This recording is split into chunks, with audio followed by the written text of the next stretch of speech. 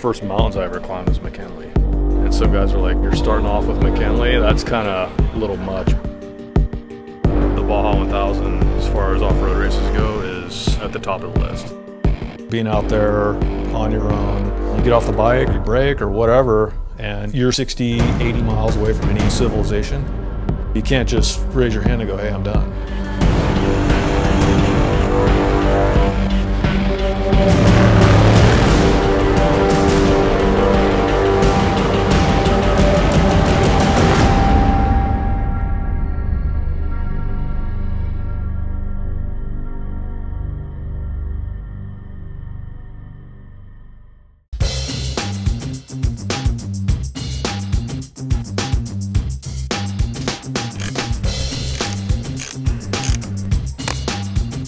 Drove up last night from San Diego. We're in Vegas doing a little bike test this weekend.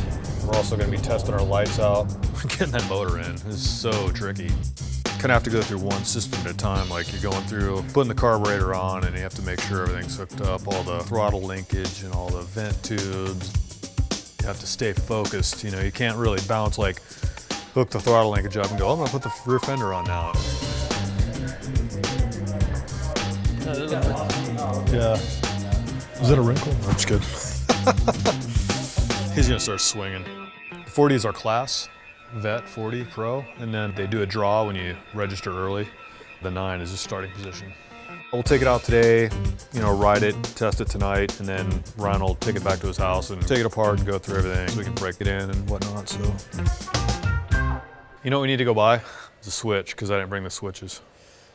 Okay, I'll be back. Not too, I don't know about these lights. They're just too small, they look tiny. I don't like the way they mount up. Right now we're having to modify the light frame so they don't rub the brake line raw. They're super light. That's the biggest disadvantage with running the dual 8s is that they're really heavy.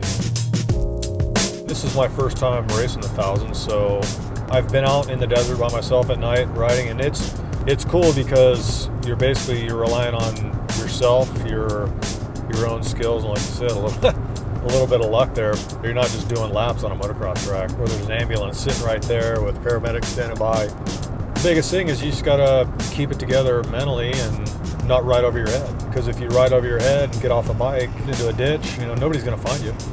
Nobody. Not for a long time. But Bill wasn't joking when they said they had everything down here. Oh, perfect. I really hope these lights work out because the other guys will be riding during the day. I'm going to be on the bike all night long. The lights are kind of, you know, kind of a big deal. I'll get Ryan one too for his bike. You're welcome. Thank you. Thank you guys. Appreciate it, man. Weekend, all right?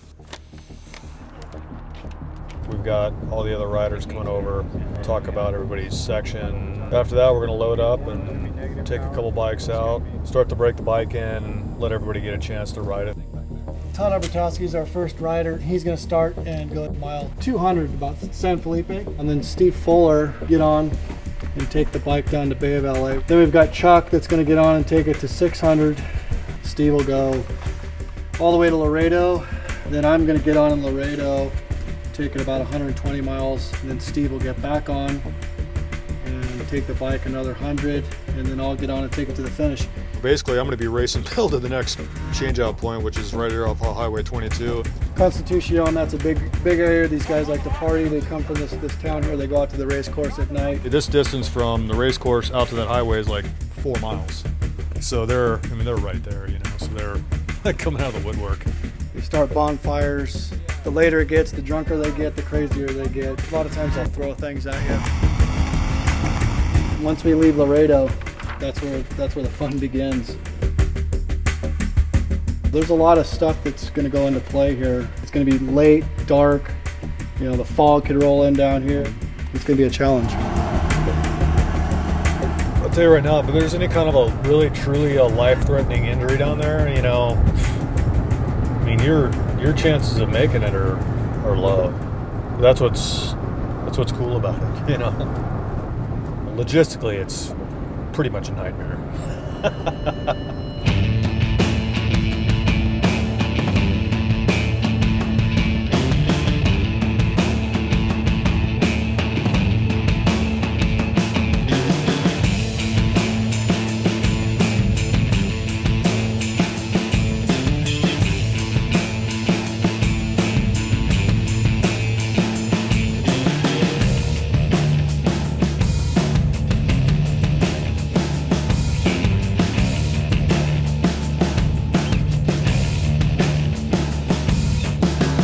Every time you get on a new bike, it's, you're a little leery, but everything worked great. I think we softened up the forks 2 clicks, and other than that, I mean, it felt really good.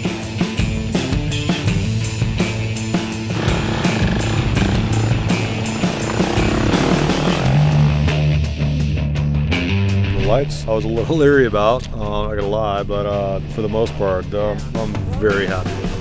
They're LED, they're really smooth. It gives out a really nice smooth beam. Even in the whoops, they don't strobe out. I was pleasantly surprised. Overall, I mean, I'm super happy with it.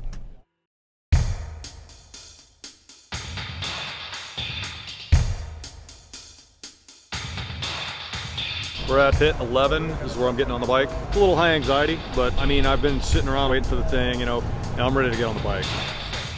Hey! What's up, Chuck? We didn't put a tire on there. It's been on ever since it can start. All right, you want to swap it out? Or no. What was that, like a 10-minute pit? Fuck. I think we've been running the same tire since the beginning of the race. It's not good. Can't afford to get a flat. It'll put you out of a race for sure. Things going on, and that's good.